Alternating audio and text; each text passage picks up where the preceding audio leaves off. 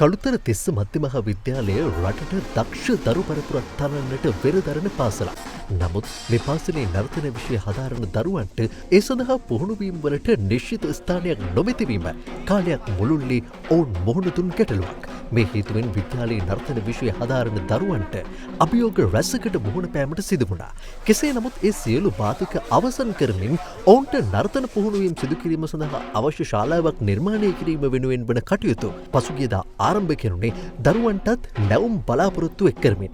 සමාජ මෙහෙවර පෙරදරි කරගෙන රටවල් 40කට වැඩි ප්‍රමාණයක ප්‍රචලිත ප්‍රොජෙක්ට් අබ්‍රෝඩ් ආයතනයේ මෙරට සම්බන්ධීකරණ ආයතනය වන ඒෂියන් අයිලන්ඩ් ආයතනයේ අධ්‍යක්ෂතුමාගේ මඟ පින්වීම යටතේ තිස්ස මධ්‍ය විද්‍යාලයේ විදුහල්පති තුෂාරි අධිකාරී මහත්මියගේ ඉල්ලීම පරිදි මෙම ශාලාව පාසල වෙත හිමි වනවා. රුපියල් ලක්ෂ 13කට වැඩි මුදලක් වැය කරමින් මේ ශාලාව ඉදිකිරීමට නියමිත අතර එහි ඉදිකිරීම් කටයුතු පසුගියදා ආරම්භ කෙරුණා.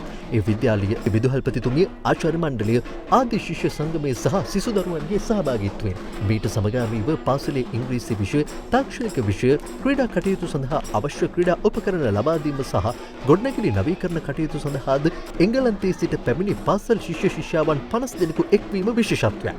ඔවුන් සිය ශ්‍රමදායකත්වයේද මේ සඳහා ලබා දෙමින් තිස්ස මධ්‍ය විද්‍යාලයේ දරුවන් සමග මෙම කටයුතු සඳහා එක් වුණා.